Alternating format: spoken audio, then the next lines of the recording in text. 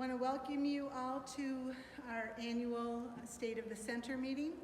We started this in 2013 because we feel it's really important for the parents to be aware of what is happening in the program.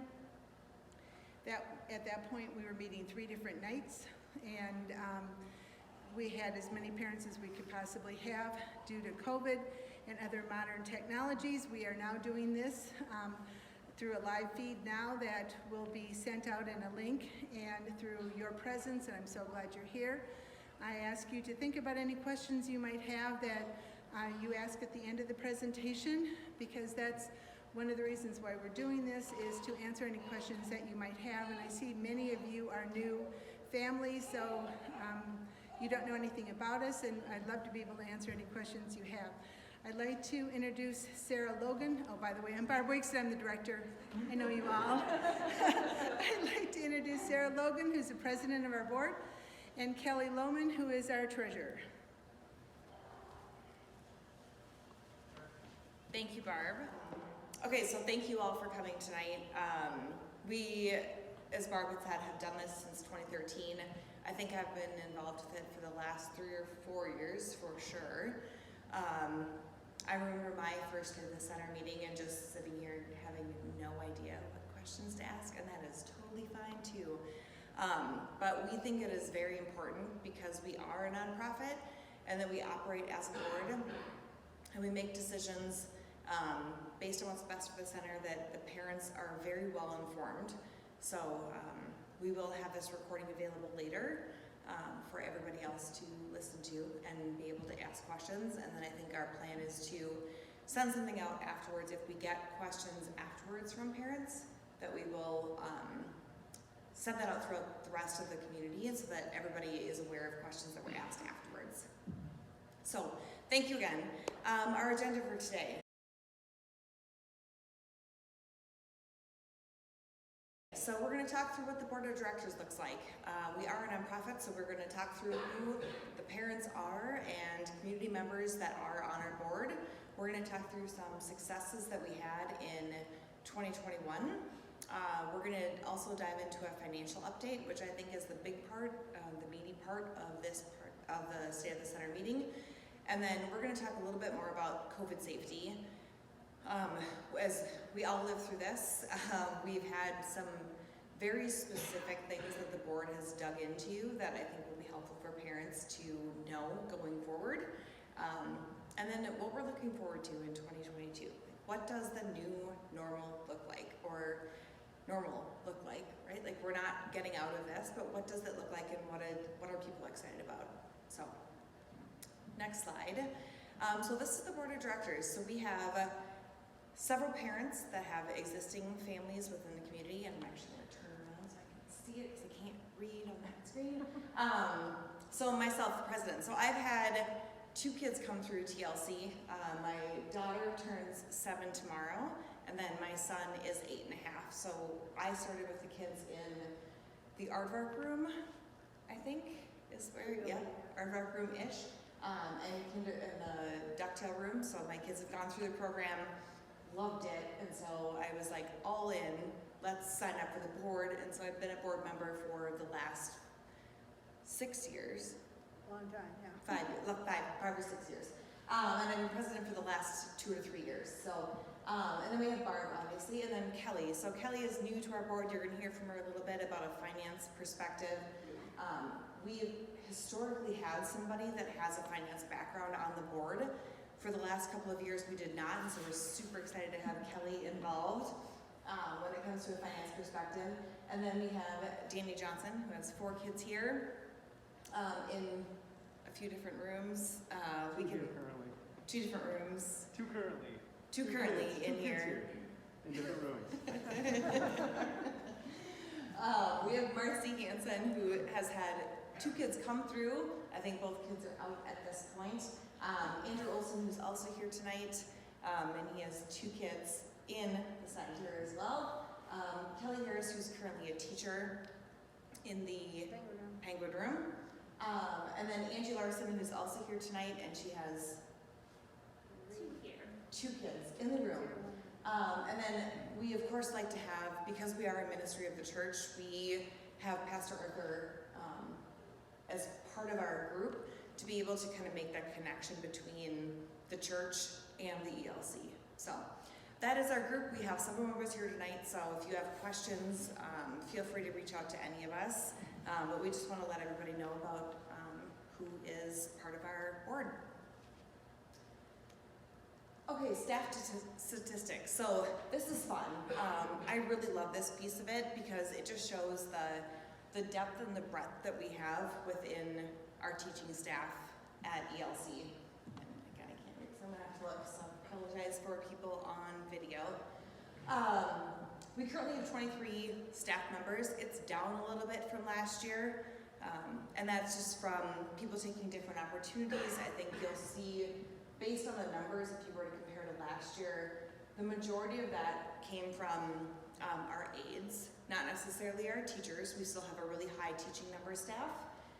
So years of experience is 306 years. 67% of the staff that we have are teachers, which is really high. And then we have assistants and then aides at 15%. So as I was doing the math for this year compared to last year, we increased teachers by a little bit of a percent, so it's probably one more teacher. And then aides increased probably 3%, and then assistants went up 3%. Aides went down a little bit, so we increased our higher level that are supporting your kids and are there in your classrooms every day. And then average years experience is 18.5. That's still pretty average. You know, we pride ourselves very much on having teachers within the community that are very experienced, and so that's something that we've been able to keep at TLC and ELC over the years, that our teachers have high level experience and have stayed with us for many years. And then training. So we also like to emphasize that our teachers and aides and assistants all go through training every year. So we just like to put in the number of hours that we did in 2021. So we had over 1,100 hours of training that our teachers go through as far as CPR and general training for the classrooms. Staff anniversaries. So we like to celebrate the staff that have mile marker anniversaries. So Tracy McGinnis, 30 years. So she has been part of the ducktail room for 29 of her 30 years. So many of you know Tracy. She is all in when it comes to what happens at the center. I think every time I've done the parade, Tracy's driving the bus, like when we do the parade for Bloomington. She's very involved with all of her kids and really enjoys that. So 30 years will be in March of 2022. So big congratulations to Tracy. And then our other Tracy is actually the cook. So she's been with us for 10 years in September of 2021. So we try and highlight those mile markers halfway through the year, and then we'll highlight the ones afterwards. So Tracy actually hit 10 years in September. I'm sure you all know from talking with your kids that the food that they eat here is way better than the school. At least my kids still talk about it, and they're in elementary school now, and they love the food that Tracy made and have asked for several recipes. So a big congrats to Tracy. And then Ellen is 5 years. So 5 years seems small, but actually Ellen has over 12 years of experience at prior centers before coming to us. And she's just been a huge asset ever since she has come to the center. So a congrats to these three on big anniversaries coming up for this year. So after, I think, over 5 years of planning, 10 as according to Barb, over 10 years of planning, but I've been involved at least 5 very specific years, at least 3+ committees. We have been working to build a playground, and that is because the existing playground that you see outside right when you pull up is for 5 years and older. And then we have the smaller areas for children that are under 2. But we're missing it, we have a gap there. right? And we knew that, so we've been working on it. And so while we were after waiting and watching, and a huge thank you to all the families. Let's go to the next slide. The playground is complete. So as you can see outside, that this was just a massive milestone for all of us. We've been saving and fundraising, and so a huge thank you to all of the families and then the Streltz-Tinley Foundation. We got a grant from them, and they allowed us, we got it prior to COVID, and they allowed us to keep that post-COVID because it was initially earmarked for that specific year, but they allowed us to keep that. So a huge thank you. This is just, it's great. Like, we have a playground now for 2 to 5-year-olds. I think the big kids actually want to play on it quite a bit. They've been playing on it too. And they've been playing on it. We have several pictures of the big kids wanting to play on it too. The nice part about this is that it's softcrete. So for those of you that have been with us for years, and for those that are new, it's pea gravel in the main space. So your kids are going to come home this summer with dirty shoes and rocks in their shoes, and we can go long on that, but we will not for tonight. It is what it is. It's very, very, very expensive to remove that and to redo that. So we're going to keep the larger playground as is, but the smaller playground that we have for the 2 to 5-year-olds is actually softcrete. So it's great because it gives us 2 benefits. One, for you as parents, you don't have any of those dirty shoes, but second, it's also handicap accessible. So we currently don't have any children in the center that require that type of accessibility, but we do have that option. And so on the upper right hand one, you can kind of see that there's a side. It goes out to the back door of the church, which is actually over here. So we can have handicap accessible, which is huge for families that have any children that have any accessibility needs. It also has 3 different structures. So we've got the main structure that you can see in the upper left-hand corner, and then in the lower right, you can see that there's 2 other structures within there. And it's built specifically for children from 2 to 5. So it focuses on mobility, core strength, coordination as far as hand-to-hand movement. So that's where the monkey bars are a little bit lower that you'll see, so they're able to kind of hang their feet and be able to work on that mobility.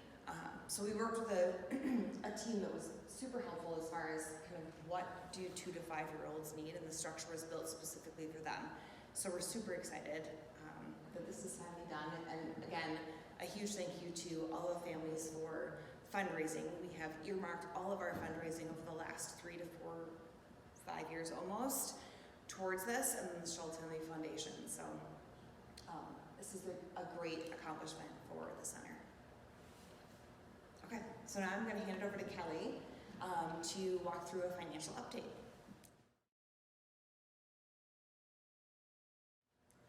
Hi, I'm Kelly Lohman, and I have a little over 10 years of experience working in budgeting and forecasting. Currently work for a law firm downtown. In July, I was reading the newsletter, and it said that they needed help with the budget, and so I offered to help out. Met with Sarah and Barb at the end of July to kind of figure out tuition rates and what that could look like, and then worked through the rest of the budget and got board approval in December. So that's kind of the journey that we took to get here tonight. Next slide. So a little about the numbers. So our numbers have been down a little bit, and so children's receipts are actually 12% lower this year, or anticipated for this year versus last year. And part of that is that we've had quite a few openings in our rooms. If you look at the chart, that's actually the openings as of January 1st, but from September through December, we actually did have some additional openings. And if we would have been full, we would have had about $78,000 more in revenue. That is offset a little bit by the less staff, as Sarah mentioned. So we have been able to bridge that gap a little bit. But in reviewing the budget, we did realize that credit card fees have been getting exponentially bigger over the years. And so, next slide. So here is a chart of the credit card fees, and you can see over the last 5 years just how much they've grown. And so this is something that the board has decided that we will push back to the families. It's something that we've been taking on during the pandemic, but something that does need to go back to the families in an effort to keep the tuition rates lower. And there are other ways to pay. So if you choose to continue paying with a credit card, starting February 28th, that there will be a 2.5% fee. Two or 2.5. We'll get the final number. But that is something. And then also the in-center experiences that will be coming up next. They have been covered by ELC as well, and that's something that will be going back to the families as well. So more than happy to answer any questions that you have, but that's a quick overview about the budget. Okay, so in-center experiences. We have been fortunate enough to continue to take these on in a COVID world. So we've been able to do the high-tech touch, which is more of the science experience. Depending on the classroom, your kids may have been involved in this or not. And then the Elevate dance, love the dance recitals, they're always so fun to even watch them online afterwards. And then soccer. So we've got a couple of pictures here. So what we've done over the past year is that TLC has actually taken on the cost for the bulk of these experiences that we bring into the classroom. And as Kelly had indicated, we are going to ask parents to take this back on. So for those of you that are new, we had priorly asked for parents to pay for this. This was part of like a field trip form. You would see it on a line item within your field trip. We've paid for them because we were fortunate enough to have the PPE information or loan info. But we are going to ask that parents take that on going forward. So we just wanted to give everybody a heads up for those of you that are new or those of you that have kids going through the program. You know, we've been absorbing that cost. We just can't absorb that going forward, so we will be asking for that. We actually, as a board, met with our health nurse, and it was extremely helpful. So I'm going to share a little bit of that information with you now. But if we want to do, and so I think as part of the survey or questions coming after this, if we want to do a Q&A with the health nurse, we are on board for that. I think the board we set a 30-minute quick meeting and we went an hour and a half. So if parents have questions, we are happy to take that on and set up something. So let's go to the next slide. Our number one priority is the safety of our students and children and staff. So we're just gonna start with that and just say like, we are focusing on that, and that is our number one priority. With that, we want to create a difference here. So there's been a lot of questions when it comes to the CDC. There's been a lot of new information coming out as far as 5 days, and you know, for those of you that have kids in the Bloomington public school system, there's their rules and their decision tree that they follow is very different than what we follow here. So we just wanted to point out the main difference is that we follow the Minnesota Department of Health, and that's because we have kids under school age. And so that's the main difference. The Bloomington Public Schools or whatever school system your children are in would likely follow the Minnesota Department of Education. They have different levers as far as what they have to follow, and I think that was the most eye-opening for the board, was that the Minnesota Department of Health actually follows a much more stringent guideline. It is for the safety of those children that are unable to be vaccinated, or those kids that are, you know, in the rooms and potentially without masks, like the 2-year-olds, right? Like they can't keep a mask on. So that's the main difference between those two. And so as we've talked through with Barb, you might see a difference there, and it is mainly based on those two circumstances. So we can go deep into that if people want to understand and ask questions. But that was kind of the big takeaway that we took, and that's why ELC follows something different than the Bloomington Public Schools. As I said earlier, we work at the public health nurse. So anytime there is a COVID exposure or a tested positive case within a classroom, Barb immediately calls the public health nurse. She responds within an hour or two at max. I mean, she's great. We do pay her a small amount, not what she's worth, given the number of exposures that we've had recently. But we do work with her to make sure that we're following the right decision tree and that we're making sure all kids are safe within those classrooms. And then lastly, so as the rules change, we met with the public health nurse, I think a week or two ago. There could be things that are changing. The board does emergency meetings to be able to come together and make changes when it pertains to what is best and what is safe for the students and the kids within ELC. So just know that. But like I said, if following this, if people have questions and want to ask those of the public health nurse, we are happy to set up. We could do a pre-recorded one, we could do a Q&A session with her. We're open to what families are interested in hearing on the difference, because I think a lot of the questions we're getting are the difference between the public schools and what we are following here. So know that safety is our #1 priority for your children. I feel like this was what we talked about in 2021, right? Let's look to a new year. Maybe we can actually say we're gonna look to a new year with new opportunities. We did have new opportunities in 2021, but I think all of us are kind of itching for something different in 2022. So we asked some of the kids kind of what they're looking forward to, and you can see from the highlights here that, the big ones are field trips, right? They want to get out. They want to do something different.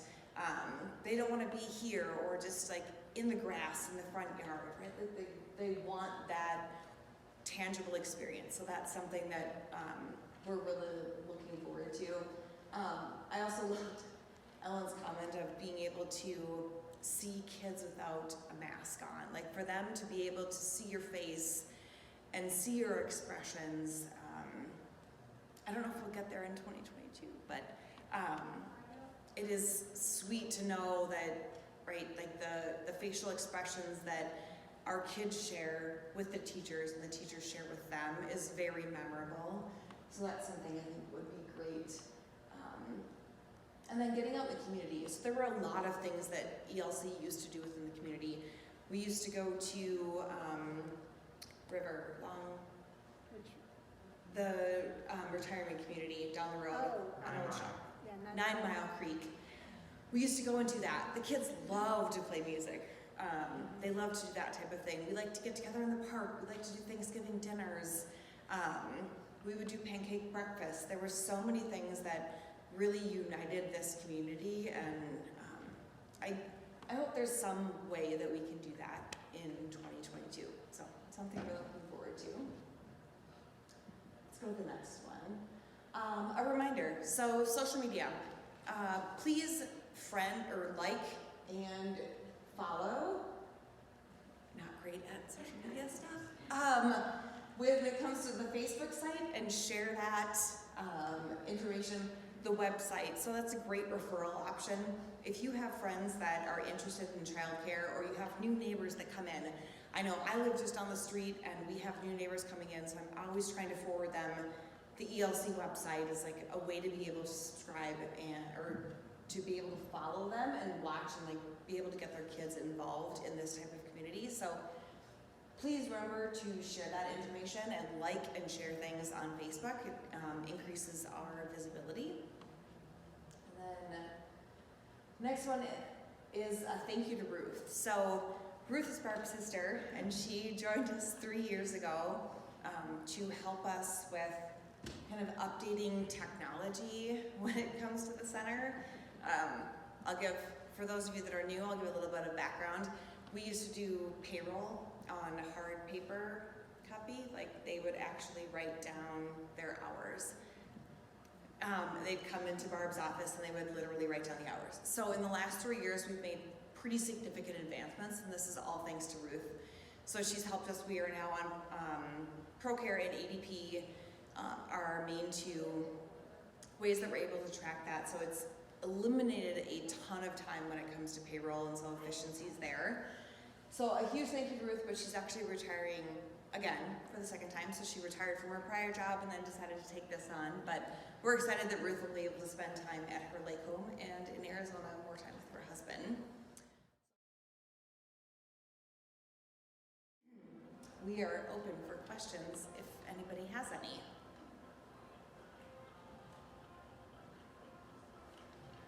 Yeah. Have there been any studies about the masks and child development? Language, you have a child who's kind of that 2-year-old mark that memorizes and happens language all. So the question is about, excuse me, masks and child development, specifically related to a younger child learning language and with the masks. I haven't read anything because this is still relatively new, but I know that there probably will be some things coming out. And as they do, I'm sure I'll be reading about it. The things that I've heard about the masks that definitely affect the kids is they read the whole face. And so when adults are wearing the masks all the time, they're cutting off part of the communication that they normally have. And especially in the years when they're learning their language, it comes through muffled, they're not seeing the lips, they're all these kinds of things that are really important in the development of language. They also have shown that younger kids, and again this goes depending on what the child is like, they rarely wear the mask the way they're supposed to. And they pull at them, they don't put them on right, they don't keep them on right.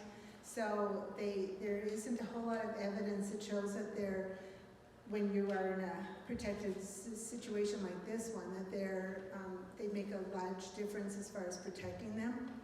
And what they lose as far as their communication with their main caregivers is a great deal more significant.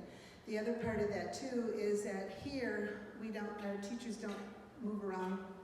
I mean, Ellen and Chloe have the chipmunks and Renee and Brandy have the aardvarks and that sort of thing. They're not jumping from room to room to room.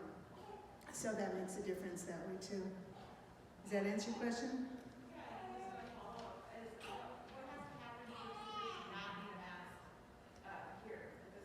Pardon me? The question is, what has to happen for teachers not to have a mask here in the center? Okay, in the center, what we've told, like for example, whenever I leave my office, I put a mask on because I go into all the different rooms and I'm not part of that bubble, as opposed to the teachers that are always in that room after they've gotten used to the kids, they've spent that time together, which is obviously now, then they don't, excuse me, they don't necessarily wear them, excuse me, in the room. But if they take the kids out to the bathroom or the hallway or whatever, then they have to have them on. If a teacher goes to different rooms, if they're a floater, which right now we really don't have much, they have to keep their mask on all the time.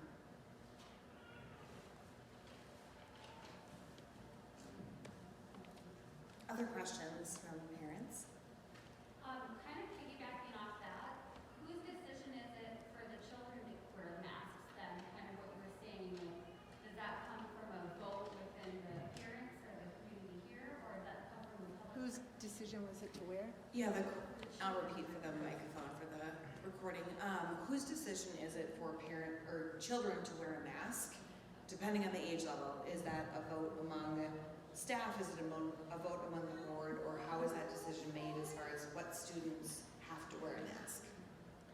Okay, last year, before the kids went back to school, they were all in their own little bubbles, and none of them wore masks.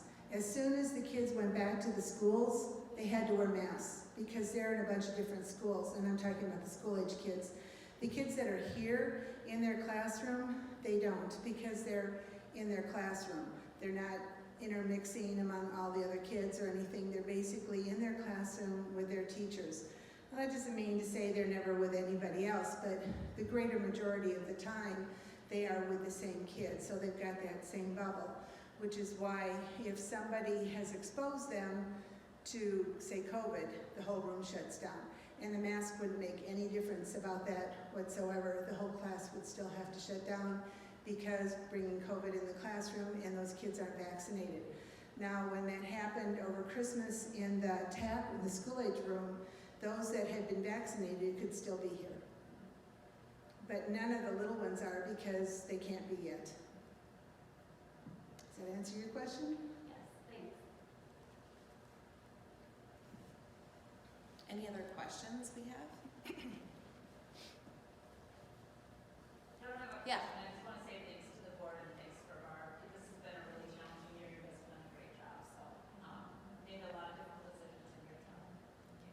That was Ann Laporte saying thank you. Thanks for calling me out. It's being recorded, so, and you got to hear my snort, so we're all good. Yes. I also wanted to say thank you. I'm a new mom. My son Fred's in the chipmunk room, and I was like really intense coming in. I'm still early. Not a laid back person. But Barb and Sarah and the whole board and other chipmunk parents have been so kind to me as I like settled into this. Fred was at home for his first 15 months of life. Like it was a lot, and now this is new. But people have been really patient and kind with me, and we just didn't have that experience at the center he was at before. So we just feel very loved, and we're weird, and we're cared about, and that is great. You know, this place is awesome though, because I've been here, it started as a chipmunk, and everyone is like, I may not be like, so like, introducing myself to everyone, because I get off work, and I pick her up as in the tack room, and I'm like, let's go, come on, let's go now. I want to go home, but ever since we've been here, everyone, parents, staff have always been nice. I mean, I tell people outside, I'm like, Haven goes to the best daycare. They're like, she's in daycare, isn't she in school? I'm like, she goes to daycare in the afternoon, but it is the best daycare. Yeah, thank you. I think that goes to a lot of the, things that we've done well over the last couple of years as far as creating a sense of community and what that community looks like, right? Like I can't see any of you smiling right now, but I hope you are. I can see it in your eyes. What we're looking forward to is, I think that's what brought us to TLC, ELC years ago, was that it really is a sense of community, and you have friends, and we've gone to birthday parties, and it is fun. Like I think that's something to look forward to, but also remembering that it's a little bit different right now, but I'm glad that we're hearing responses from families that they're feeling that support during the time when it might look a little bit different. So, yeah. I have a grade in an art room, and I have a newbie coming up in a turtle room. So I'm very happy with TLC myself, and our family loves it here. It's also our church home.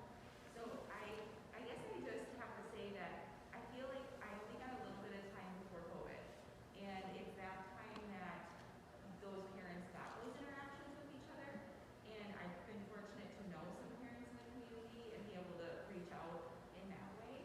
But I guess I wanted to just throw it out there as an option to publish not only our welcome letter, but a connection to the other parents, so that we have emails or maybe names and contacts of the parents who are in the classroom with us, because we're just not interfacing in the way that I used to. And I just think, of course, we all have our own decision about how much we would want to interact with each other, but I feel like, harboring the opportunity would be really helpful. Yeah, so I'll reiterate the comment and question or statement. Parent in the aardvark room and a parent with an incoming turtle, which is awesome. I can see Karen holding him in the back. Yes, so the question or comment was just that we create some sort of community within each of those classrooms, that there be some sort of connection with the parents. So I think that there's newsletters going out right now for each of the classrooms, or that there's a connection from the family to the teacher. But I think the request is that there be some sort of connection with the families in a classroom, so that they can connect, right, as a way to create community outside of physically being able to see each other. And I see Karen wanting to comment. I just want to say that during this last summer, we planned, Pete and I did family nights with the church and the early learning center to have that connection, and that was pretty good in there.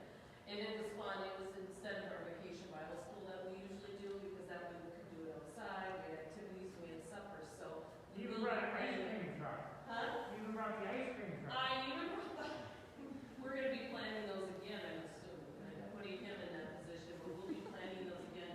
We will also be having in the spring a open house for our playground, and we're going to plan a big event for that.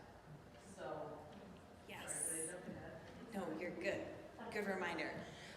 Karen, for the recording, Karen was just saying that there's been some connections with the church and doing some sort of open houses or things here on the property where families are able to connect. So I think that's a great opportunity. We will make sure that those are visible for families going forward when it comes to the ELC community, but I'm just saying, we've had directories in the past too, I just haven't done it the last couple of years, but it's a good reminder to do it again. we've had directories in the past. That's a good reminder. As Barb's comment that we should have something like that. That's a great comment that I think there's a way we can connect parents within a classroom, not just to the teacher, but to parents themselves. So great suggestion. We will take that on. And then Karen's last comment was just that we are going to do a celebration. So we tried to do one for the playground earlier this fall when we finally had the full playground in. We've been working with the newspaper. They are on board. We're going to try and make this like a big event. You know, I think for those of you that were here, we tried to do a 35-year celebration for ELC, and that got smashed for COVID. So, you know, we're gonna bring it big when it comes to this playground, and we're gonna have like ice cream, and we're gonna have hot dogs, and like I will bring my grill, and we will do like it will be fun. We'll be outside. It will be safe. We'll figure it out. So anyway, we do want to do a full playground launch and have it in the newspapers. We're trying to broadcast this that, you know, ELC is a pillar in the community from a accreditation standpoint. They're one of the oldest accredited daycare centers here, and our staff have way more experience than anyone you would ever go to. So we go to the last slide. A big thank you to you families that are here and support us and, you know, give the word out. We would not be here without you. So a huge thank you, and we'll look forward to something in the spring when it comes to the playground and food and ice cream. It's gonna be great. So, any other final questions? Otherwise, I think we are good on time. Okay. Thank you everybody again for coming tonight. We really appreciate it.